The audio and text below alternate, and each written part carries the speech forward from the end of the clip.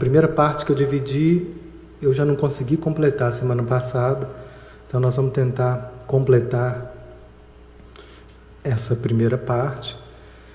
E ainda assim é um desafio, porque tem gente que está chegando agora e que não viu a primeira parte, então nós vamos também fazer alguma recapitulação. A primeira coisa que a gente trouxe, quando ele fala de consciência, que nada pode existir se antes não existir primeiro na nossa consciência.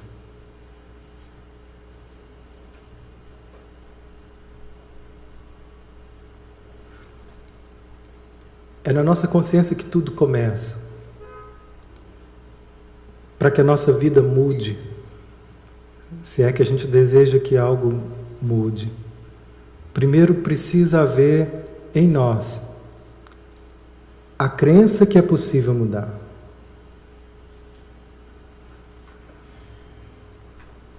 Se não existir essa crença, isso não vai acontecer. Porque nós fechamos a porta com a nossa descrença, com o nosso descrédito. Uma vez nossa mentora espiritual disse que o contrário da fé é o medo.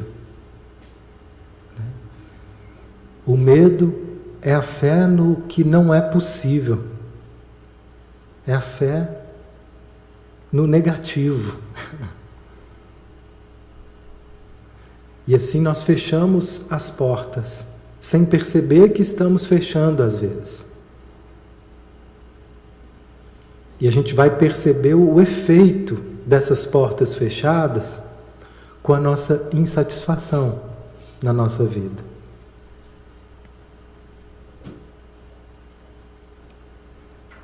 Então, se a gente a partir daí começar a procurar compreender, nós podemos encontrar por trás das portas fechadas os nossos medos. Medos infantis, medos infundados, medos baseados em crenças distorcidas que a gente pode ter formado na nossa infância.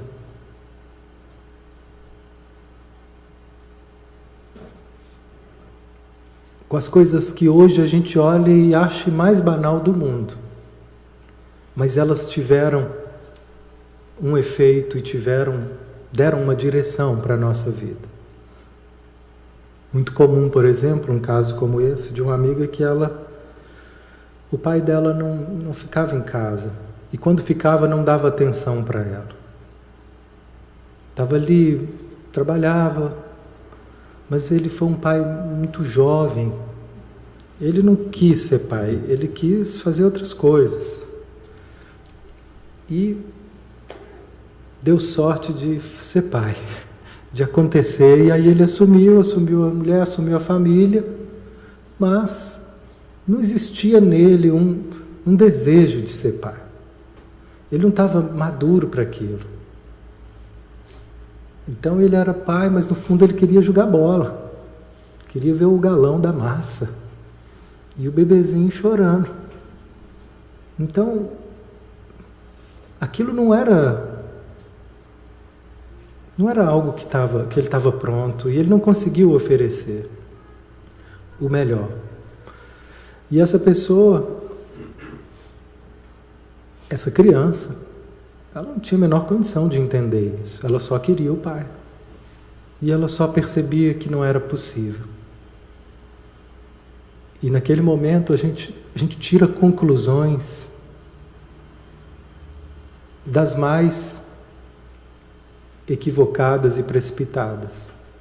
E uma delas é: se ele não olha para mim, se ele não fica comigo, é porque eu não tenho valor. Porque se eu tivesse valor, é porque eu não sou amável, é porque eu não sou boa o suficiente. Então essa pessoa sai para a vida tentando agora, desesperadamente, provar seu valor. e desenvolvendo então um perfeccionismo para tentar compensar essa dor do abandono, que não pôde ser plenamente vivida, que não pôde ser plenamente falada, só uma criança. Hoje eu conversava com uma pessoa que ele me disse, minha mãe chegou para mim e eu fiquei muito tocado, porque ela disse, chorando e muito atormentada, que ela não conseguiu nos dar afeto. E ela está hoje se culpando muito por isso. E ela diz para o filho, eu só trabalhava, eu só arrumava tudo, eu só fazia tudo, mas eu não consegui te dizer que eu te amava, eu não consegui expressar meu afeto. E ele me contava isso também chorando, mas ele falava que o choro dele era por estar sensibilizado com a fala da mãe. E não porque ele sentiu falta disso. E ele falava, eu não me lembro disso fazer falta. É muito comum conversar com as pessoas, elas não se lembram nada da infância, não se lembram nada da adolescência, ou uns flashes, porque viu um retratinho. Aí você imagina um pouco mais, alguém te conta uma coisa. A gente não lembra. Ele falou, eu não lembro que isso me fez falta. Algumas coisas a gente lembra e marca, outras, como essa, não fez. Ele sentia o amor dela o tempo todo, com essa fazeção. Era a forma dela amar. Ela não amava dessa forma expressiva, mas ela simplesmente, tudo que ela fazia, todo o sacrifício, todo o trabalho, tudo que ela fazia, era para oferecer o melhor para os filhos dela. Essa era a forma dela amar. Mas ela não sabia olhar nos olhos, não sabia tocar, não sabia escutar, não sabia dizer, expressar o afeto. E para essa pessoa isso não fez falta, ou pareceu não fazer falta. Mas curioso que hoje os amigos e as pessoas que ele convive falam, você não expressa afeto, você não sabe falar, se a gente não te procurar, você não procura. Se eu não te mando mensagem, só eu que te mando, você responde, se eu te mandar.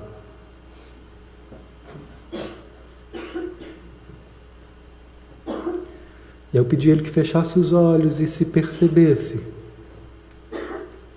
E ele disse, quando eu falo isso e começo a me perceber, começo a perceber meu corpo, eu percebo que a minha mandíbula está toda tensa. Travou. A nossa razão não sabe, mas o nosso corpo, ele sabe de tudo. Está tudo aí.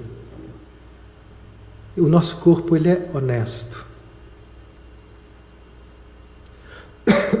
E essa mandíbula estava ali para dizer que tinha algo que estava travado, que não saía. E outra coisa curiosa é que ele fala, nossa, acredito, eu conheci uma pessoa, mas ela me tratou tão bem, mas ela fez isso, fez aquilo, não te dá mais um negócio e tal, espera aí que eu já volto e tal, já estou conhecendo essa pessoa, mas me tratou de um jeito. E eu falei, você está assustado, você está espantado de ser tratado com tanto carinho. Aí ele olhou assim, com a cara assustada, eu não sei lidar com isso. Então, até então, os relacionamentos dessa pessoa eram justamente com quem não davam a ele afeto. Aí ele ficava confortável, porque isso se parecia com a forma com que ele aprendeu a se relacionar ali. Não estou dizendo que isso é uma regra, viu, gente? É só um exemplo de como que a gente constrói formas de se relacionar. Como que na nossa consciência, se eu não concebo a possibilidade de receber afeto, eu não vou conseguir me entregar a uma relação que esse afeto flua. Se eu não concebo a possibilidade de dar afeto, eu também não vou atrair pessoas que estão em condições de receber. Então, o que o guia fala nas palestras, que eu acho muito interessante, muito de acordo com o que a gente vê na psicologia, né? O guia ele une espiritualidade e psicologia, é que tudo que a gente vive é uma criação nossa. Nós atraímos situações, nós repelimos situações, até o momento que a gente começa a conceber outras possibilidades. E às vezes nós vamos nos afundando tanto nas limitadas possibilidades que a gente cria, que nós precisamos entrar em crises para poder rever as nossas direções.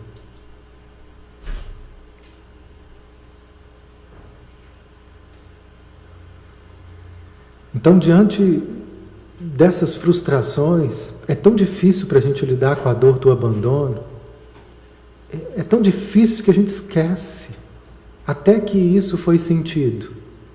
Mas isso aparece na nossa vida em forma de tensão, em forma de pressão, em forma de exigências.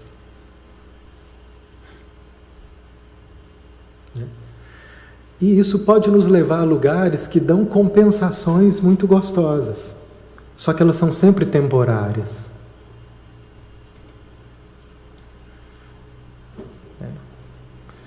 Tem uma amiga que ela não se lembra de nada disso. Mas essa exigência, ela é muito presente na vida dela. E ela então se tornou uma pessoa muito perfeccionista, muito exigente e muito competente. E ela era tão competente que naturalmente ela foi se destacando, ao ponto que ela foi recebendo cargos de poder, cargos de reconhecimento, né? Começava a ser admirada, temida e odiada, numa só. E para pessoas sustentarem nesse cargo, elas precisam ser casca grossa, porque é o tempo inteiro uma pressão. Não só para chegar ali, mas para se manter ali. Porque tem sempre gente querendo tirá-la de lá. O poder é assim. Você custa para chegar e ali você tem que se agarrar para ficar, porque quando você chegou já tem outro querendo seu lugar.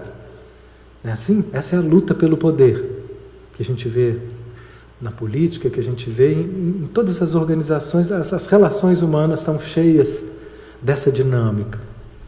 E essa pessoa ali, ela se manteve durante um tempo reconhecida, ela foi então, começou a encontrar lugares de poder, lugares de reconhecimento, que davam a ela muita satisfação.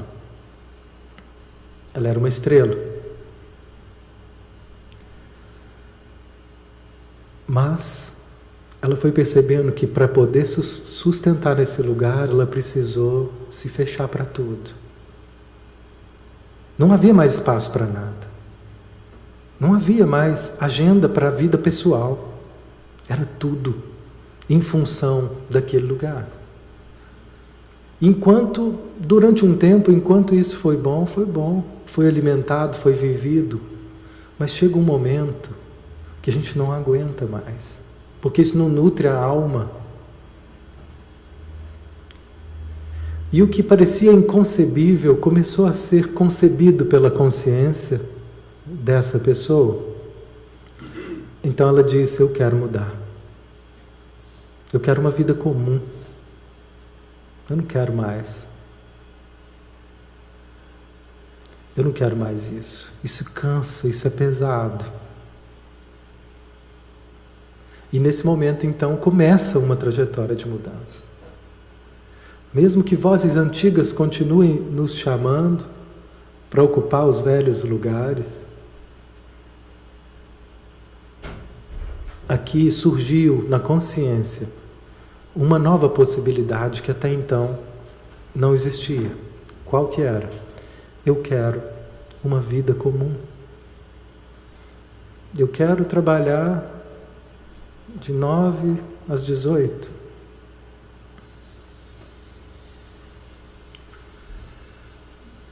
Para ela isso era um absurdo. Assim como para nós, muitas coisas que a gente está vivendo pode parecer um absurdo, mas a gente ainda não conseguiu ser capaz de conceber uma nova possibilidade. Será que essa pergunta é trazida por essa palestra? Será que não há outra forma de lidar com isso que você está vivendo, com essa relação com o trabalho, com essa relação com o filho, com essa relação com a vida, com essa relação consigo mesmo? Será que não há outra forma? Sempre há. Quantas formas? Infinitas. Infinitas. Mas a nossa doença é não conseguir ver e se fechar em uma única forma de lidar com a vida. Em uma única forma de lidar com aquela relação. De uma única forma de lidar com a fé, com Deus. E diante dessa forma que eu me fecho, é que a gente começa a adoecer. Então, quando eu começo a me fazer essa pergunta, será que não há outra forma? No momento que eu faço essa pergunta, né, ele diz, abre uma fresta de luz. Abre uma fresta de luz. E coisas muito diferentes podem acontecer.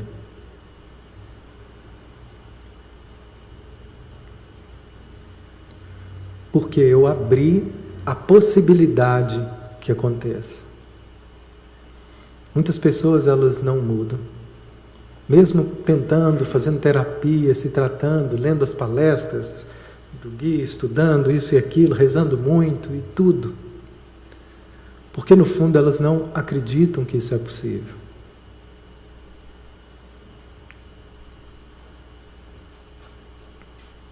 Ou elas não acreditam que isso é possível para elas. Eu não mereço. Porque eu não sou boa o suficiente. Como se eu tivesse que ser bom ou boa o suficiente para então merecer. E esse é o nosso engano.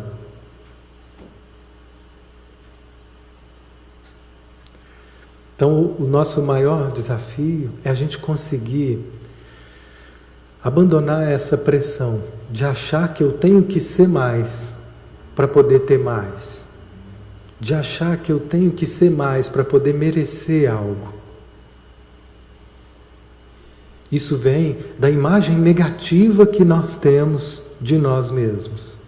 Como se eu tivesse que ter que ser mais para poder compensar o tanto que eu me sinto menos lá no fundo. Mesmo que eu não assuma isso. Todo exagero, todo excesso que aparece na nossa vida em forma de cobrança e exigência, é isso. É a gente se forçando a dar conta de coisas que a gente não dá conta. Se forçando a achar que a gente tem que ser o que a gente não é. E a forma mais cruel da gente criar essas armadilhas de exigência e cobrança são as comparações que a gente faz. Onde a gente vai buscar um referencial de ideal, de ser bom, de joinha, fora. No Instagram, no Face, nos amigos, que postam uma imagem e que a gente compra essa ideia, não, um dia eu vou ser assim. Se eu fosse assim, aí sim. É uma ideia, é uma imagem.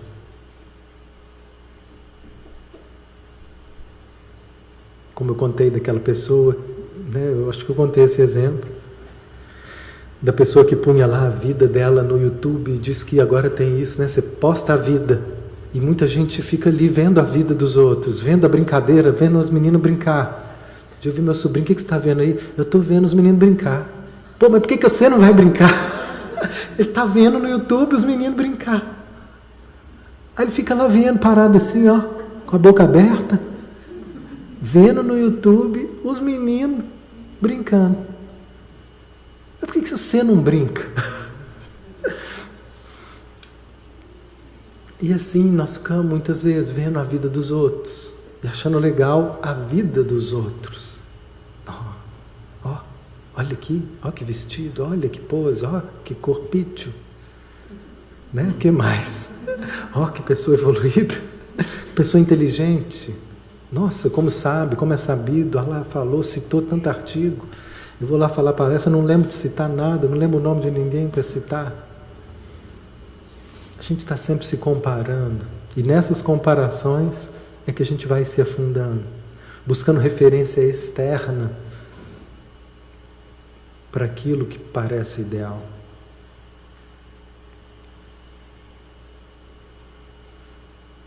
É o momento então que a gente passa a voltar para nós. E essa pessoa que eu falava era isso, uma pessoa que postava lá a vida dela, a vida de fazer as comidinhas saudáveis para os meninos, de levar, de fazer, de uma vida assim que parecia, não, que pessoa bacana, olha quanta coisa bacana ela faz, como é que ela dá conta? E a pessoa me falava isso assim, chateada com ela mesma, porque ela não dava conta. E ela só tinha uma filha, a menina do YouTube tinha umas 3 ou 4. E ela tinha uma e não dava conta de fazer aquela dinâmica da menina.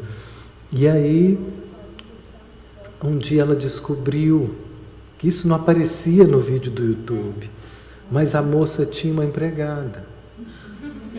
Tem uma que é a mãe de 6. A mãe de 6. Mas ela não postava esse detalhe, que a empregada fazia as coisas, deixava as coisas por...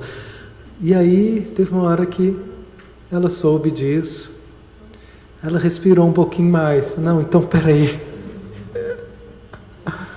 Olha, gente, como a gente compra ilusões, como a gente se engana com as aparências, quando a gente busca referências externas. Perceba que referências externas hoje representam, eu com as minhas alunas de vez em quando eu escuto de uma ou outra, que elas estão começando a aprender, né, um método que a gente ensina, um caminho clínico de trabalho psicológico, e aí elas estão querendo reproduzir uma mesma dinâmica de atendimento, só que elas têm 3 meses que elas estão se comparando com um professor que tem 15 anos e se sentindo frustrada, como se ela tivesse que dar conta de ser como o professor agora. As nossas exigências, elas são cruéis, elas são absurdas, elas são desproporcionais. E a gente entende isso racionalmente agora, mas na prática, esse lado emocional, ele não quer nem saber. Não quer nem saber. É cobrança atrás de cobrança. A menos que a gente então abra mão desse esforço para ter que ser alguém mais do que eu sou. E quando eu começo a abrir mão desse esforço, eu vejo que eu já tenho tudo, e que tudo que eu preciso é pôr em movimento aquilo que está posto. A família, o trabalho. E esse trabalho interno de continuar desbloqueando aquilo que foi bloqueado sem que eu percebesse.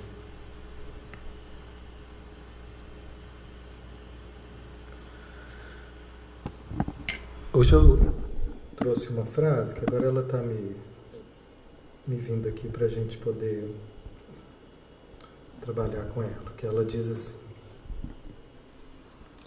a atenção dada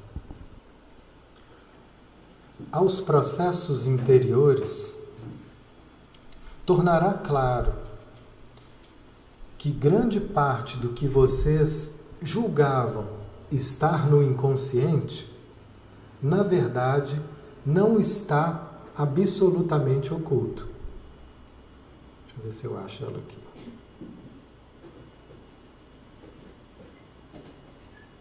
Achei. Vou repetir.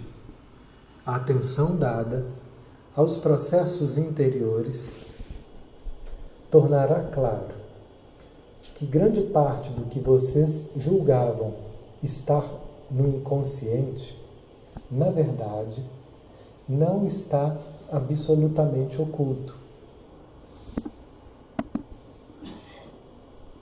Observem isso especificamente quando estiverem passando por uma situação perturbada ou perturbadora. Vejam como vocês consideram natural grande parte da situação e das suas reações, passando por cima das suas atitudes mais óbvias, exatamente aquelas que darão a vocês pistas para entender como funcionam seus poderes criativos.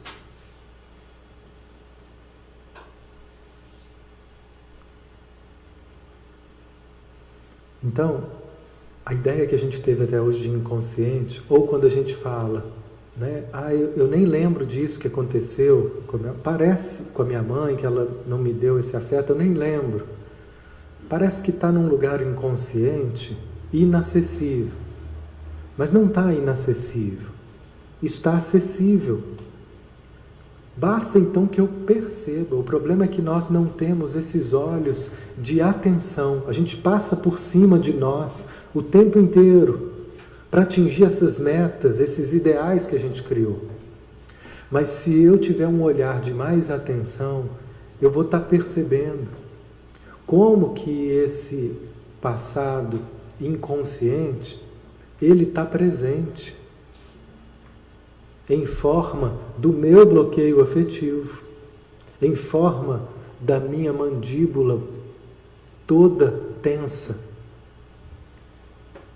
E se eu passo a dar atenção para essa mandíbula tensa e suportar, ficar com isso um pouco, daí vão sendo revelados medos, dores, mágoas, que às vezes estavam lá, só que não estavam sendo vistas.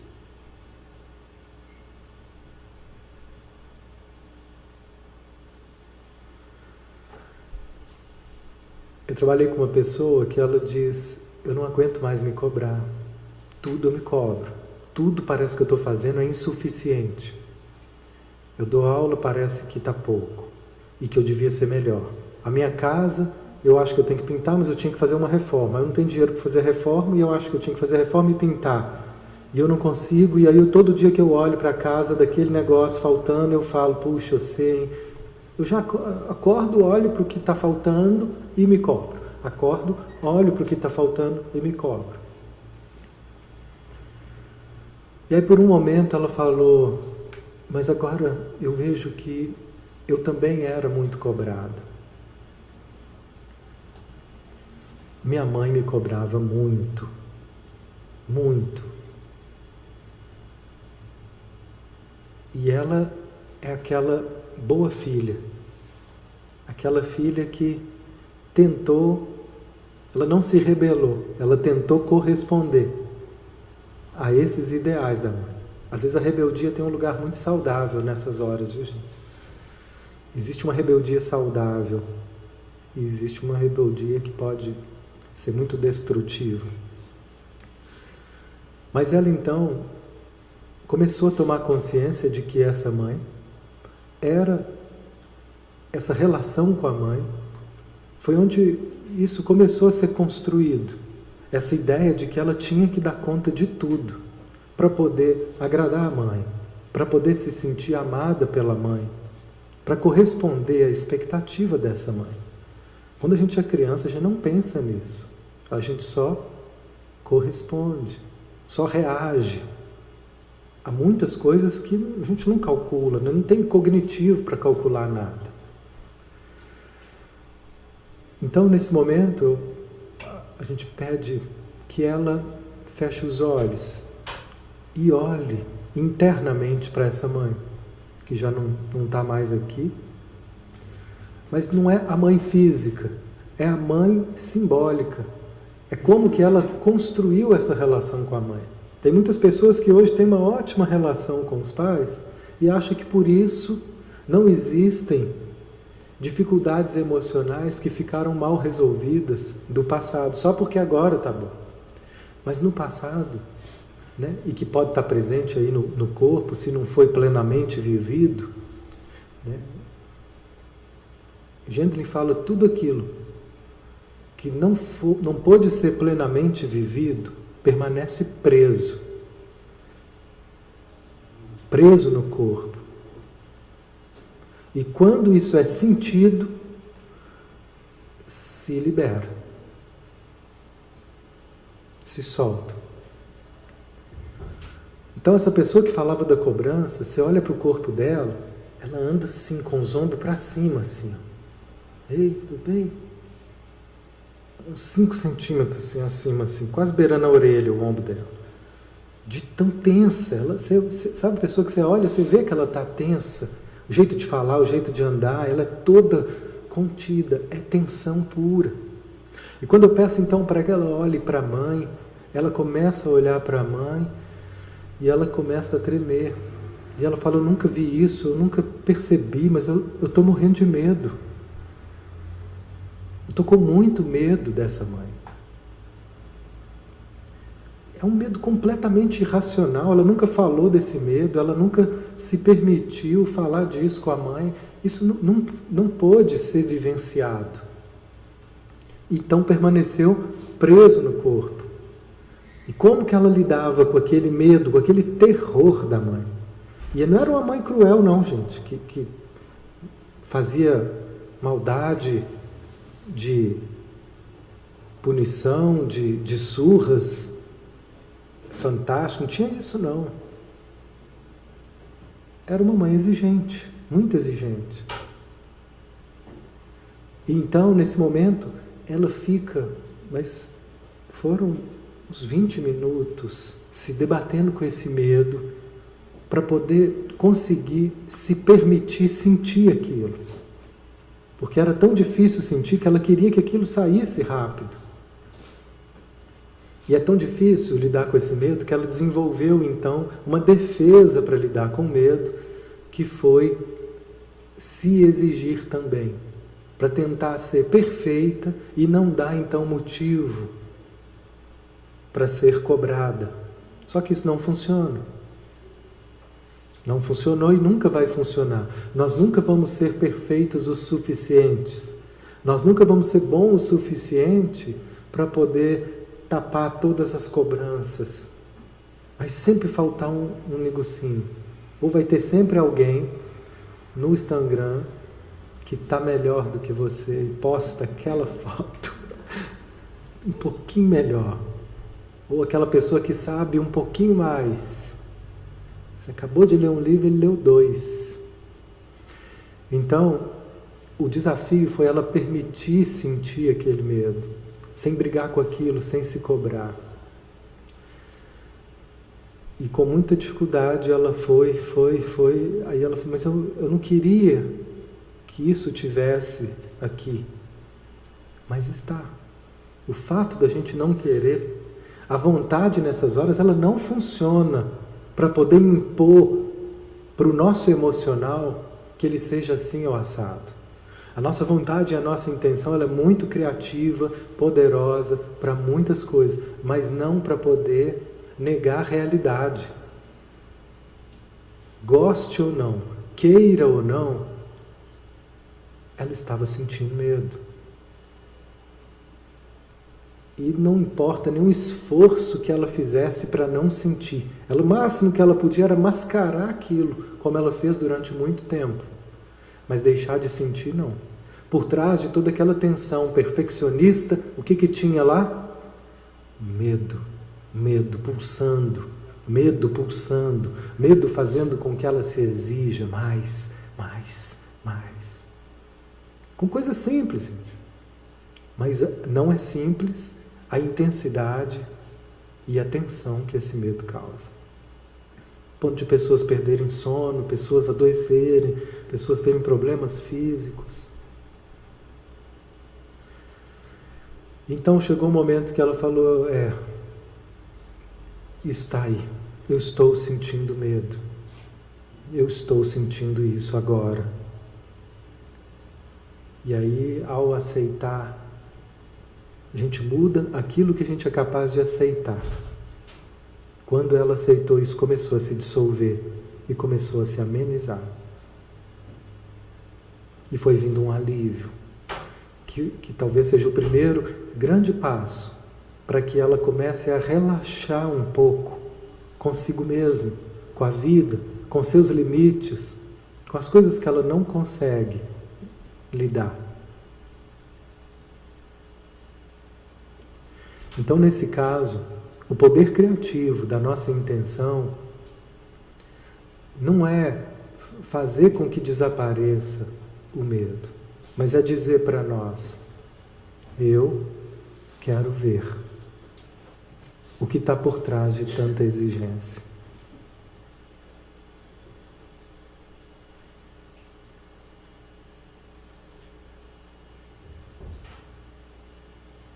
É muito sutil. Como que a gente cria sofrimento para nós das formas mais justificadas. Não, estou fazendo isso é por causa disso, disso e daquilo. A gente justifica posturas doentias. Mas quando eu falo, acima de tudo, eu quero ver a verdade, e me abro para esse encontro, aí às vezes eu vou ver o que está por trás. E o que está por trás de toda cobrança é medo. Nós temos muito mais medo e nós alimentamos esses medos de uma forma muito maior do que a gente pensa. Sabendo disso, a gente pode começar, então, como a gente disse no início, toda possibilidade, ela só existe quando eu acredito que ela é possível. Então agora, nós estamos abrindo essa possibilidade que diz, é possível que você se escute, é possível que você encontre a verdade que está por trás dessas situações que te fazem sofrer.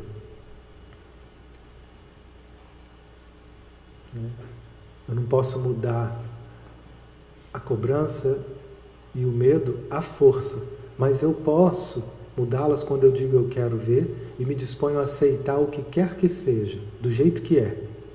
E nesse momento, nesse encontro, nessa abertura para aceitação, quando eu aceito, aquilo muda. Essa é o paradoxo da mudança que Carl Rogers trouxe e Gendlin continua. Fala, José. O medo existe, não tem jeito de eliminar o medo. Eu até tenho uma fase que eu estava meio... Tem uma música do Jota Quest que fala, ei medo, eu não te escuto mais. Uhum. Você sabe que ele está, sabe que ele existe, mas você não escuta. E é um pouco também do otimismo, né? Do negativismo, positivismo. Eu escrevi lá, meu computador em cima da dele, eu não escuto mais. Estou tocando. Sim, até para você dizer que não escuta mais, você precisou escutá-lo. Né? Você precisou reconhecê-lo. E essa é que é a dinâmica.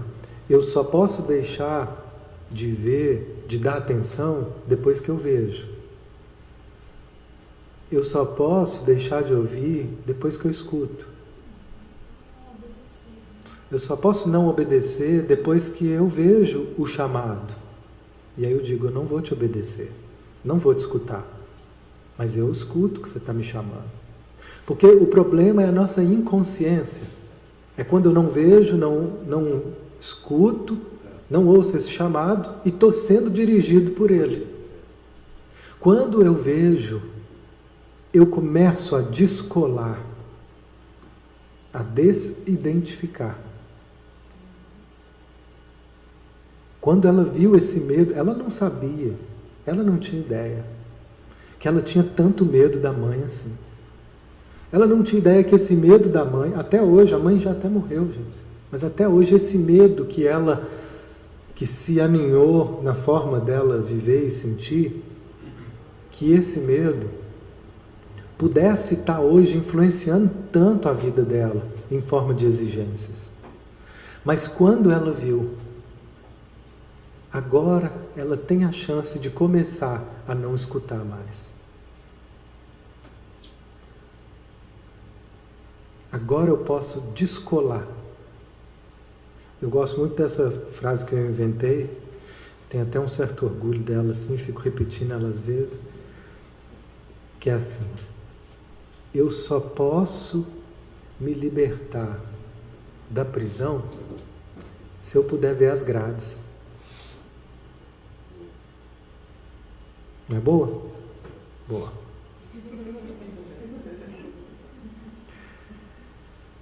Como é que eu vou me libertar se eu não vejo as grades? Primeiro eu preciso ver. E depois, como diz uma amiga minha, ela falou: olha, eu tive uma visão aqui durante esse processo inicial. É o momento da gente se abrir para esse contato interno, onde a gente pode ter a chance de ver essas grades, de ver onde que eu estou preso. Porque se algo me impede de fazer contato com essa força divina em mim, é porque tem algo me bloqueando. O natural é que a gente sinta contentamento. Se eu não estou sentindo contentamento com a vida, mas não é contentamento porque eu consegui alguma coisa, não. É porque eu estou vivo. É porque eu sou divino. Esse é o natural. Se eu não estou sentindo isso, se eu não sou capaz de sentir isso, porque sentir isso o tempo todo também não é possível. Às vezes vem nuvens e obscurecem. Mas não sentir isso nunca é o sintoma de que a gente está preso, muito bloqueado. Então, num desses momentos onde a gente fecha os olhos, respira e se deixa ser conduzido para esse encontro com o ser, essa amiga teve uma imagem onde ela viu uma gaiola aberta.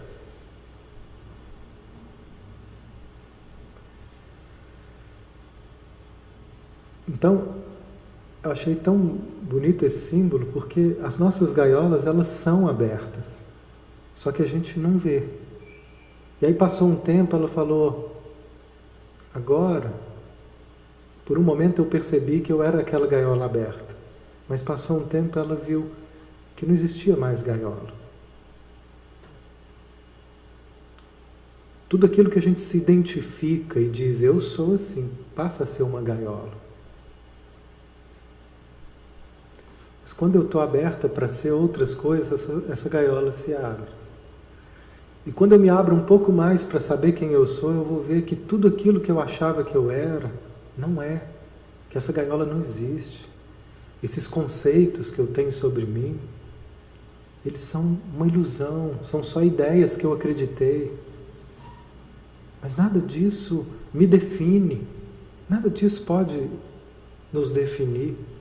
São só condicionamentos que a gente está preso, que a gente acreditou ser assim, baseado em personalidades que repetem posturas e padrões de paz. Mas o ser, essa é uma experiência do ser que ela teve, do encontro com o ser.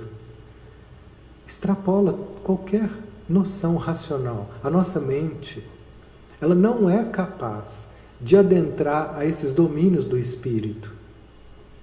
E às vezes a gente quer entender Deus, a gente quer pensar sobre a fé e não sentir. O sentir, ele abre essas fronteiras, assim como a música.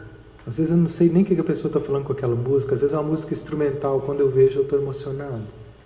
Ela atingiu locais que eu não tenho a menor ideia. A arte, ela está muito mais próxima desse movimento do ser, porque ela traz essa espontaneidade pura. Quando é uma arte bem direcionada. pautada na criatividade saudável. Então, a experiência com o ser, a abertura para poder fazer contato com o ser, é sempre algo que está além do concebível. Mas a nossa mente precisa dar só uma autorização e dizer sim, é possível. Que isso exista, que isso aconteça. Porque, caso contrário, se eu acredito que Deus é intocável, é instintível, como é que faz? É minha mente agora criando uma gaiola e me separando. Nós criamos essa separatividade de Deus, das pessoas, da nossa realização. Então, só de conceber essa possibilidade de dizer sim, eu não sei como, e às vezes eu não sei nem quando, porque isso não é sabível pelo nosso racional. E aí uma das coisas mais libertadoras que a gente vem trabalhando aqui com o nosso grupo da oficina é a gente conseguir parar em alguns momentos de aflição, de dificuldade, de dúvida e dizer simplesmente: eu não sei. Eu não sei.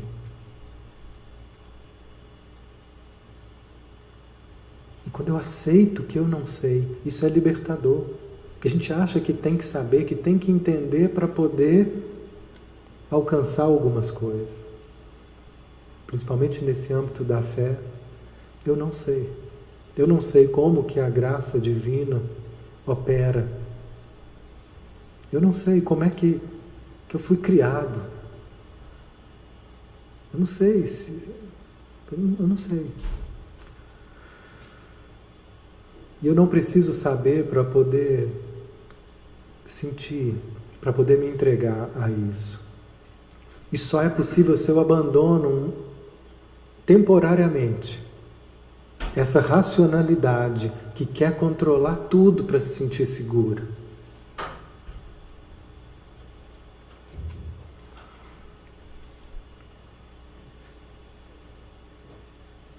Eu não sei porquê, mas eu não falei nada daquilo que eu pensava falar.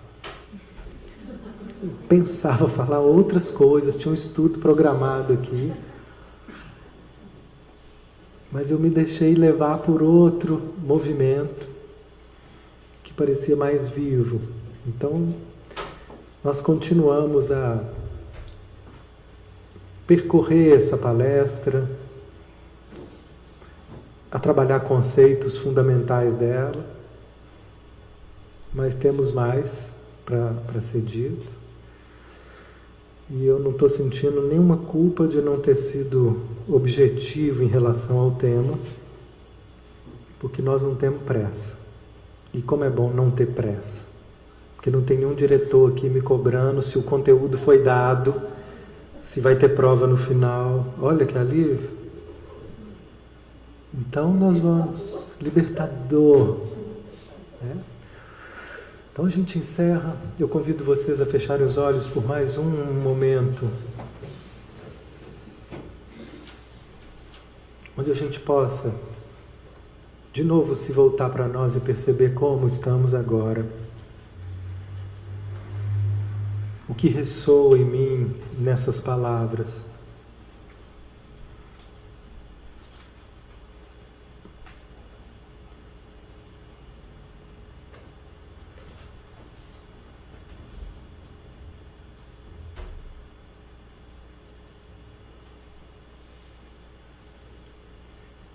E perceba, portas se abrindo, gaiolas se abrindo, janelas se abrindo.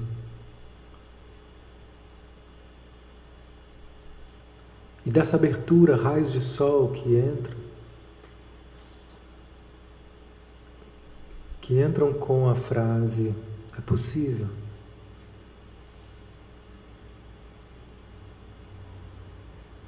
Quando eu me abro, quando eu acredito, É possível. Por isso que Jesus dizia: aquele que crê em minhas palavras estará salvo.